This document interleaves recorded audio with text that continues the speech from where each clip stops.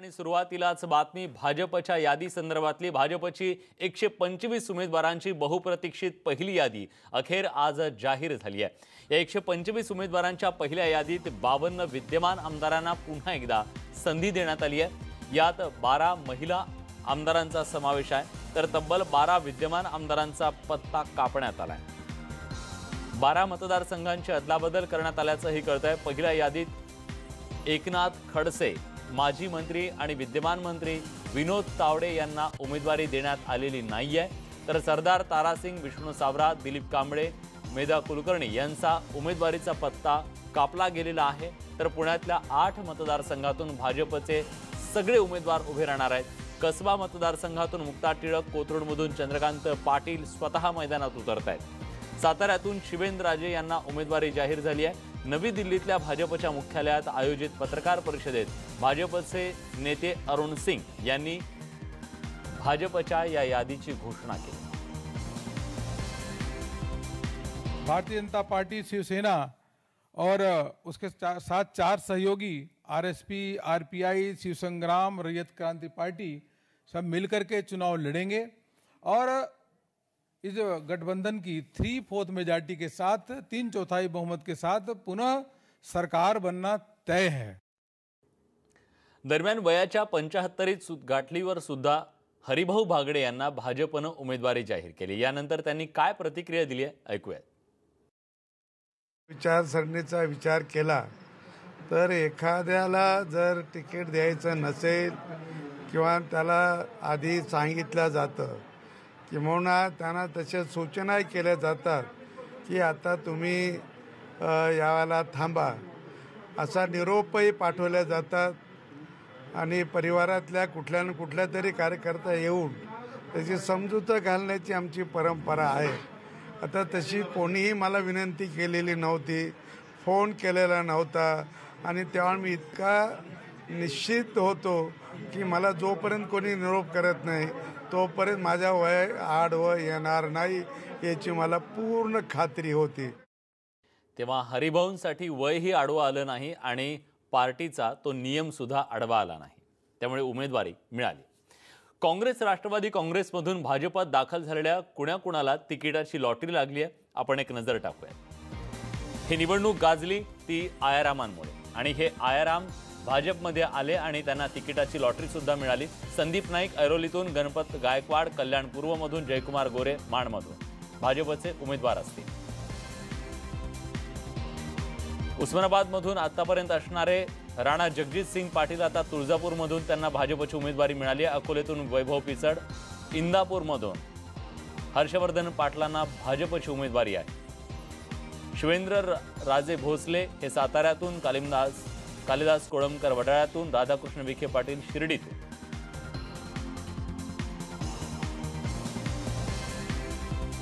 तर भाजपकडून ज्यांचा पत्ता कापला गेलाय अशा नावांवर आपण एक नजर टाकूयात। भाजपचे ज्येष्ठ नेते सरदार तारासिंग हे मुलुंडमधून आमदार होते। दिलीप कांबळे पुणे कॅन्टॉन्मेंटमधून होते, माजी मंत्री पण होते। विजय काळे शिवाजीनगरमधून, मेधा कुलकर्णी या कोथरूडमधून आमदार होत्या। बीडमधल्या माजलगावमधून आर.टी. देशमुख, आर्णीतून राजू तोडसम आणि सुधाकर कोहळे हे नागपूर दक्षिणमधून होते। उदयसिंग पडवी हे शहाद्यातून होते, पण आता ते काही दिवसात माजी आमदार होते।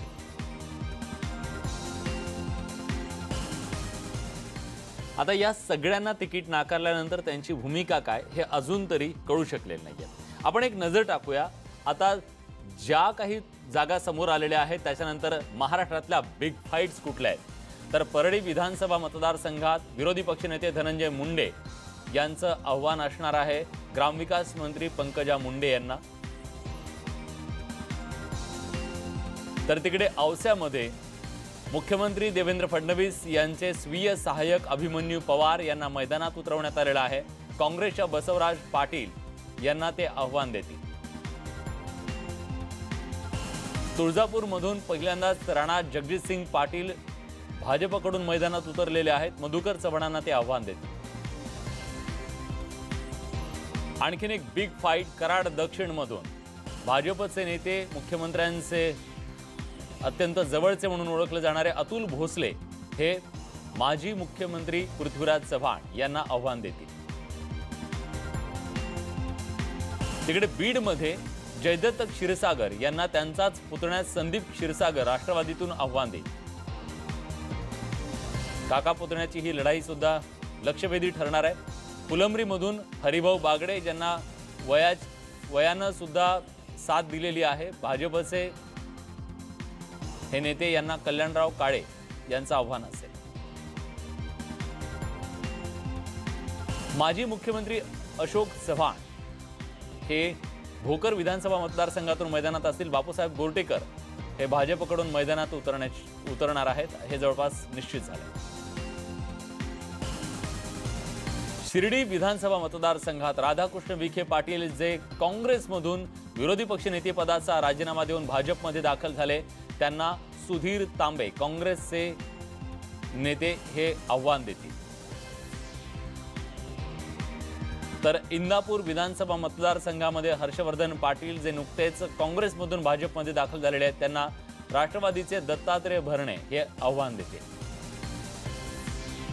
तेव्हा महाराष्ट्रातल्या या सगळ्या बिग फाईट्सवरती सगळ्या महाराष्ट्राची नजर असणार आहे, कारण अनेक ठिकाणी नात्या गोत्यांची तर अनेक ठिकाणी तिथल्या सत्तेची खुर्ची टिकवण्यासाठीची ही घनघोर लढाई असेल। तर इकडे निवडणुकीच्या तोंडावर तिकिटांच्या आशेनं अनेकांनी पक्षांतर केलं, पण त्यातल्या काही जणांना तिकीटं मिळाली, काही आयरामांना मिळालेली तिकीटं पण काही जणांना ती मिळू शकलेली नाहीयेत। जागा न सोडल्यानं त्यांना भलताच मतदारसंघ मिळालेला आहे। पाहूयात अशा काही घरकाना घाटका अशी काही जणांची अवस्था झालेली आहे। असे कोण नेते आहेत ज्यांची राजकारणात एक विचित्र अवस्था झालेली आहे? मंदा म्हात्रे यांना भाजपनं पुन्हा एकदा संधी दिलेली आहे। ऐन वेळेला गणेश नाईक यांचा बेलापूरमधून पत्ता कट झालेला आहे, त्यामुळे गणेश नाईक मधल्या मध्येच सध्या लटकलेत। तिकडे सोलापूर जिल्ह्यातल्या मोहिते पाटलांच्या पितापुत्रांचं सुद्धा असंच काहीचं झालंय। माळशिरस हा मतदारसंघ राखीव असला तरी तिथं मोहिते पाटील सांगतील त्यांनाच तिकीट मिळणं अपेक्षित होतं, पण भाजपनं अजूनही ती जागा तशीच ठेवली। तर माढ्याची जागाही सेनेनं रणजित सिंहसाठी सोडलेली नाही, त्यामुळे भाजपात येऊनही मोहिते पाटलांच्या पदरात काहीच पडलेलं दिसत नाहीये। तिकडे राजेंद्र राऊत बार्शीचे माजी आमदार बार्शीच्या राजेंद्र राऊतांचंही काहीसं असंच झालंय। सेनेने ही जागा न सोडल्यानं भाजपात गेलेले राजा राऊत मधल्या मध्ये लटकलेत। नुकतेच सेनेत गेलेल्या दिलीप सोपलांच्या विरोधात राऊत आता बंडखोरी करणार का हे पाहणं महत्त्वाचं आहे। राणा जगजित सिंग उस्मानाबादचे नेते पद्मसिंह पाटलांचं कुटुंब पवारांचा रोष पत्करून भाजपात डेरे दाखल झालं, पण सेनेनं उस्मानाबादची जागा काही सोडलेली नाही, त्यामुळे राणा जगजित सिंग आता तुळजापूरमधून मैदानात उतरणार आहे। तिथं त्यांचा सामना काँग्रेसच्या धोतर फेम मधुकर चव्हाणांशी होणार आहे।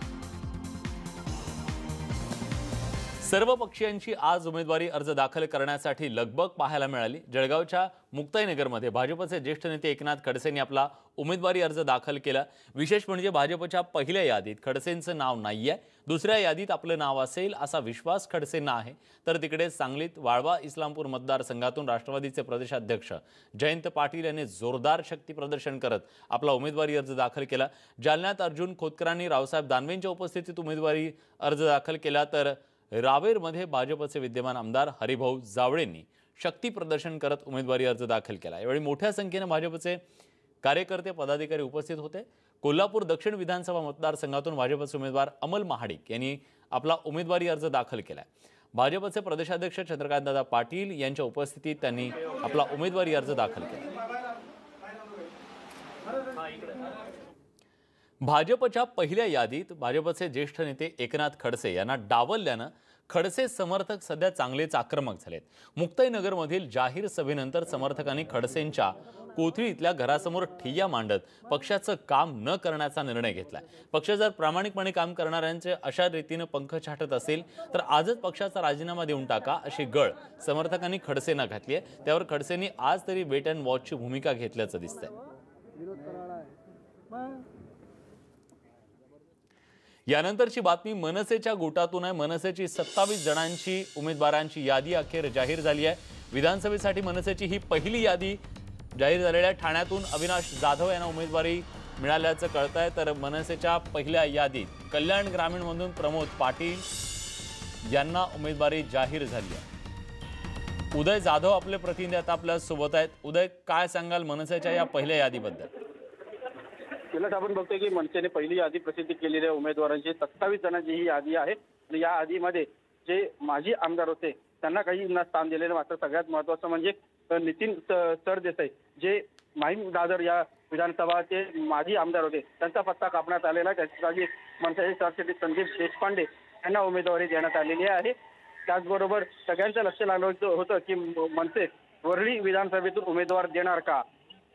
मनसे अध्यक्ष राज ठाकरे हे आदित्य ठाकरे यांचे काका आहेत, त्यामुळे पुतण्याच्या विरुद्ध राज ठाकरे हे उमेदवार देणार का याकडे सर्वांचं लक्ष लागलं होतं। मात्र अजूनही पहिल्या यादीमध्ये तसे कोणतेही उमेदवार राज ठाकरे यांनी वरळी विधानसभेमधून दिलेले नाहीयेत। त्यामुळे पुढची दुसरी आणि तिसरी जी यादी मनसेची प्रसिद्ध होणार आहे त्यामध्ये तरी उमेदवार घोषित होणार आहेत किंवा नाही, म्हणजेच एकूण मनसे वरळी विधानसभा संदर्भात काय निर्णय घेते याकडे सर्वांचं प्रामुख्याने लक्ष लागलं आहे। नक्कीच, धन्यवाद उदय, तुम्ही दिलेल्या सगळ्या सविस्तर माहितीबद्दल। तिकडे साताऱ्यात दोन्ही राजांच्या निमित्तानं भाजपनं जोरदार शक्ती प्रदर्शन केलं आणि आजच्या या शक्ती प्रदर्शनावेळी भाजपचे प्रदेशाध्यक्ष चंद्रकांतदादा पाटील हे सुद्धा उपस्थित होते। ही बातमी आपल्याला बघायची, एक छोटासा ब्रेक घेतोय, कुठे जाऊ नका, पहा फक्त न्यूज 18 लोकमत।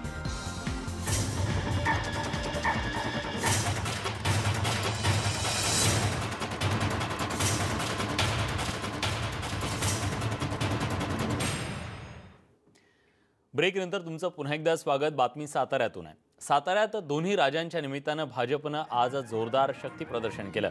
उदयनराजे भोसले आणि शिवेंद्रराजे भोसले यांनी आपला उमेदवारी अर्ज दाखल केला। साताऱ्यातील जलमंदिरापासून दोन्ही राजांची भव्य रॅली काढण्यात आली। साताऱ्याच्या प्रसिद्ध कंदी पेढ्यांनी दोन्ही राजांना अक्षरशः आंघोळ घालण्यात आली। सातारा शहरातील प्रमुख मार्गावर रॅली आल्यानंतर शिवेंद्रराजे भोसले यांनी सातारा जावळी विधानसभा मतदारसंघासाठी आणि उदयनराजे भोसले यांनी सातारा लोकसभा पोटनिवडणुकीसाठी उमेदवारी अर्ज दाखल केला। यावेळी प्रदेशाध्यक्ष चंद्रकांत पाटील उपस्थित होते। उमेदवारी अर्ज दाखल करताना भव्य रॅली काढण्यात आली। यावेळी या दोन्ही उमेदवारांनी काय प्रतिक्रिया दिली आहे ऐकूयात। कमिटमेंट सातारकर पाळणार काय असेल 24 तारखेला चित्र पाळणार, अगदी पाळणार असं सांगितलेलं आहे। महाराष्ट्रामध्ये मुख्यमंत्र्यांनी केलेलं काम आणि आमचे प्रदेशाध्यक्ष दादांनी जे काही ताकद दिली या सगळ्या याच्यामुळे आज एक उत्साहाचं वातावरण आहे, विश्वासाचं वातावरण आहे आणि मला म्हणजे कुठली हे नाही, भाजपच्याच कार्यकर्त्यांच्या अंगावर गुलाल असणार ही खात्री आहे। लोकसभा आणि विधानसभा दोन्हीची दोघंही एकमेकाला मदत करणार। मदत एका पक्षाचे दोघं उमेदवार आहेत त्यामुळे हा प्रश्नच उद्भवत नाही। एकत्रच आम्ही निवडणूक लढतोय आणि एकत्र लढणार आणि पूर्ण ताकदीनं। दोन्ही राजे अर्ज दाखल करताना यावेळी भाजपचे प्रदेशाध्यक्ष चंद्रकांत पाटील या भव्य शक्ती प्रदर्शनासाठी उपस्थित होते। त्यांनी काय प्रतिक्रिया दिली आहे ऐकूयात। सातारच्या गादीवर छत्रपती शिवाजी महाराजांचे वंशज उदयनराजेंवर शिवेंद्रराजेंवर साताराच्या जनतेचं अफाट प्रेम आहे आणि त्यामुळे प्रचंड आनंदाने सगळेजण रस्त्यावर उतरले जसं काही आपल्या घरी एखादं मंगल कार्य आहे। पुण्यात भाजपनं शिवसेनेला एकही जागा न सोडल्यानं पक्ष पदाधिकारी सेना भवनाला अक्षरशः कुलूप घालून मातोश्रीवर जाऊन बसलेत। तर दुसरीकडे भाजपमध्ये चंद्रकांतदादांपाठोपाठ शिरोळे यांच्या घराणेशाहीला सुद्धा विरोध झालाय। पाहुयात पुण्याच्या राजकारणात नेमकं चाललंय तरी काय। पुण्यात भाजपनं शिवसेनेला एकही जागा न सोडल्यानं सेना भवनाला हे असं भलं मोठं टाळं लागलंय। नाराज पक्ष कार्यकर्ते मातोश्रीवर जाऊन बसलेत। शिवाजीनगरमधून उत्सुक असलेले माजी पोलीस अधिकारी भानुप्रताप बर्गे यांनी तर थेट अपक्ष लढण्याची घोषणा करून टाकली आहे। शिवतारे मात्र या पुणे शहर सेनेच्या खच्चीकरणाबद्दल सरळ कानावर हात ठेवतायत। मी ताकद द्यायला आमच्याकडे या पक्षामध्ये सर्वस्वी निर्णय घेणारे उद्धवसाहेब असतात। जबाबदारी जर मला दिली असती त्या काळात सुद्धा तर गोष्ट वेगळी होती, परंतु वेगवेगळे कारणं त्याचे असतात आणि म्हणून माझ्याकडे बेसिकली पुण्याची तशी जबाबदारी नव्हती। पण साधारणतः एक चित्र असं आहे की सिटिंग सीट ज्याच्या त्यांना देणे हा एक बेसिक फॉर्म्युला, एकदम क्रूड बेसिक फॉर्म्युला होता आणि त्यानुसार 8च्या 8 सीट भाजपकडे असल्यामुळे कदाचित हे झालं असेल. आणि याची निगोशिएशन करणारे जो अधिकार ज्यांना होता, सुभाष देसाई होते किंवा आदरणीय उद्धव साहेब होते, मुख्यमंत्री होते, त्याच्याबद्दल मी अनभिज्ञ आहे. पुण्यात शिवसेनेच्या कार्यालयाला ही अशी अवकळ आलेली असताना तिकडे भाजपात मात्र बंडखोरीला ऊत आलाय. शिवाजीनगरमधून माजी खासदार अनिल शिरोळे यांच्या चिरंजीवांना उमेदवारी जाहीर होताच काही भाजप कार्यकर्त्यांनी आंदोलन सुरू केलं. सिद्धार्थ शिरोळे यांना कशामुळं तुमचा विरोध आहे? म्हणजे त्यांचे वडील खासदार राहिलेले आहेत म्हणून त्यांना परत देऊ नका असं तुमचं म्हणणं आहे? हो, आमचं त्याच्यासाठीच म्हणणं आहे की परत त्यांना तिकीट देऊ नये.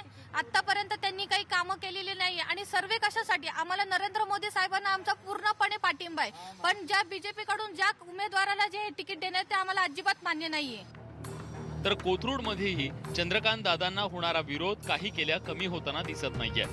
सामाजिक कार्यकर्ते विश्वंभर चौधरी यांनीही स्वाभिमानीकडून आपल्याला उमेदवारीबद्दल विचारणा झाल्याची फेसबुक पोस्ट टाकून आपलं नाव चर्चेत आणलंय. या उलट चंद्रकांत दादा मात्र आपण पुणेकरांसाठी उपरे नसल्याचा दावा करतायत. पुण्याचा पालकमंत्री आहे आणि त्यामुळे पुणेकरांना मी काही परका नाही.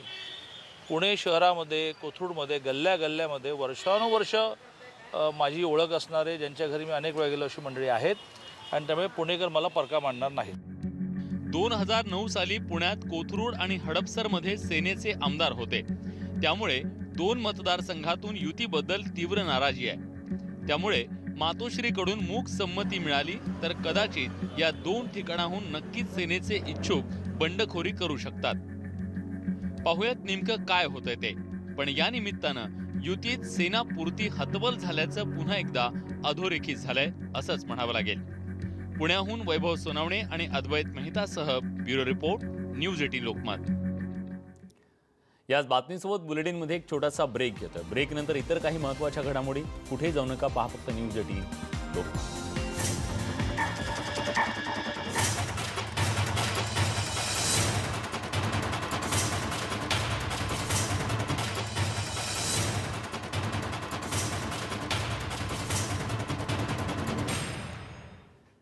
ब्रेकनंतर तुमचं पुन्हा एकदा स्वागत. 2014च्या प्रतिज्ञापत्र प्रकरणी शरद पवार यांनी मुख्यमंत्र्यांवर तोफ डागली आहे. ऐकूयात ते नेमकं काय म्हणाले. 5 वर्ष झाली त्यांच्या हातात मुख्यमंत्री पदाची जबाबदारी आहे. ते राज्याचे गृहमंत्री आहेत. गुन्हा दाखल करण्याचा अधिकार त्यांना, ते मात्र त्यांच्यावर गुन्हा दाखल करतील.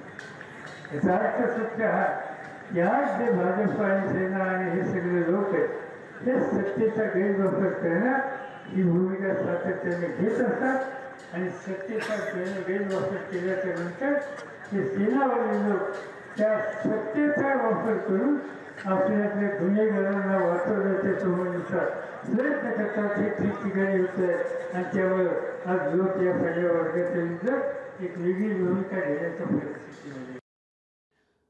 दरम्यान मुख्यमंत्री कार्यालयानं या सगळ्या संदर्भात काय स्पष्टीकरण दिले तेही पाहूया. मुळात ज्या 2 तक्रारींशी संबंध हे प्रकरण आहे त्या दोन्ही खाजगी स्वरूपाच्या तक्रारी होते. या दोन्ही तक्रारी खाजगी स्वरूपाच्या असल्यानं त्याची नोंद निवडणूक प्रतिज्ञापत्रात घेण्याची गरज नाही असा निर्णय वकिलांनी घेत त्याचा उल्लेख न करण्याची भूमिका स्वीकारली होती. आज सर्वोच्च न्यायालयानं जो आदेश दिला तो केवळ न्यायदंडाधिकारी यांनी नव्यानं सुनावणी घ्यावी असं सांगणार आहे. त्यामुळे रिमांड बॅक एवढाच त्याचा अर्थ आहे. मुख्यमंत्र्यांची चौकशी करा किंवा गुन्हा दाखल करा असं कुठेही त्या आदेशात म्हटलेलं नाही आहे. त्यामुळे आज माननीय सर्वोच्च न्यायालयानं दिलेला आदेश हा केवळ स्थानिक न्यायालयाकडे रिमांड बॅक इतकाच आहे. चौकशी किंवा अन्य कुठलाही संदर्भ त्या आदेशात नाही आहेत. मुख्यमंत्र्यांना प्रॉसिक्यूट करा असं कुठेही त्या आदेशात म्हटलेलं नाही आहे.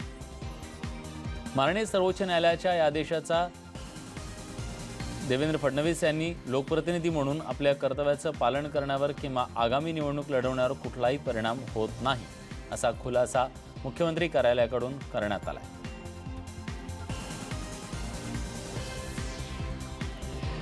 तर या होत्या सगळ्या महत्त्वाच्या घडामोडी. याच सगळ्या बातम्यांसोबत बुलेटिनमध्ये आपण इथेच थांबतोय. ताज्या घडामोडींसाठी बघत रहा न्यूज 18 लोकमत.